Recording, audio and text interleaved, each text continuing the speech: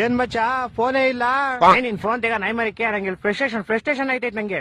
ಯಾಕೆ ಮಚ್ಚ ಏನಾಯ್ತು? ನಮ್ ಫ್ರೆಂಡ್ ಒಬ್ಬ ಗೋಳಿ ಮಗ ಬೆಳಗ್ಗೆ ಫೋನ್ ಮಾಡ್ಬಿಟ್ಟು ಮಚ್ಚ ಬೇಗ ಬಾ ಬಾಡಿಲಿ ಒಂಥರ ಆಗ್ತಿದೆ ಹಾಸ್ಪಿಟ್ಲ್ ಹೋಗ್ಬೇಕು ಅಂದ. ಸರಿ ಅಂತ ನಾನು ಹೋಗ್ಬಿಟ್ಟು ಹಾಸ್ಪಿಟ್ಲ್ ಕರ್ಕೊಂಡು ಹೋದೆ.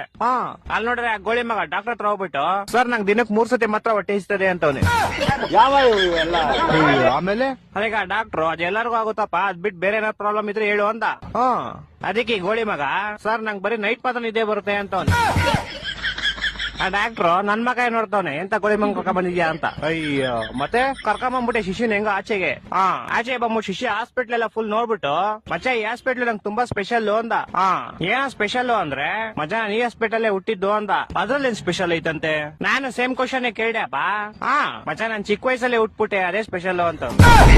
ನನ್ನ ಮಕ್ಕಳು ಒಂದೊಂದಲ್ಲ ಅದ್ ಬಿಡಪ್ಪ ಹೋಗ್ಲಿ. ಮಚ್ಚೆ ಹುಟ್ಟಿದ ತಕ್ಷಣ ನಂಗೊಂದ್ ಸೀಕ್ರೆಟ್ ಗೊತ್ತಾಯ್ತು ಅಂದ. ಏನ್ ಸೀಕ್ರೆಟ್ ಅಂದ್ರೆ ಮಚ್ಚೆ ಹುಟ್ಟಿದ ತಕ್ಷಣ ನೋಡ್ತೀನಿ ನೋಡಿದ್ರೆ ನಮ್ಮ ಅಮ್ಮ ಲೇಡೀಸು ನಮ್ಮ ಅಪ್ಪ ಜೆಂಟ್ಸು ಅಂತ.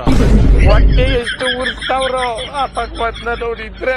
ಮಚ್ಚ ಬಂದ ತಾಳ ಅವನೇ ಬಂದ. ಮಚ್ಚ ಏನ ಮಚ್ಚ ಗಾಡಿ ಏನೋ ಪ್ರಾಬ್ಲಮ್ ಆಗ್ಬಿಡೈತ್ ಮಚ್ಚ. ಏನಾಯ್ತಾ? ಮಚ್ಚ ಗಾಡಿ ಓಡಿಸಿದ್ರೆ ಟೈರ್ ತಿರುಗ್ತೈತೆ ಮಚ್ಚ. ಮಚ್ಚ ಏನೋ ಮಾಡೋದು ಇವಾಗ? ಮಚ್ಚ ಇದು ಇಲ್ಲೆಲ್ಲೂ ಆಗಲ್ಲ. ಏರೋಪ್ಲೇನ್ ಟೈರ್ ರಿಪೇರಿ ಮಾಡ್ತಾ ಗೊತ್ತಾ? ಅಲ್ಲೇ ಹೋಗ್ಬೇಕು. ಅಲ್ಲಿಗೆ ಫೆಬ್ರವರಿ 30ನೇ ತಾರೀಕು ಹೋಗೋಣ ಸರಿನಾ?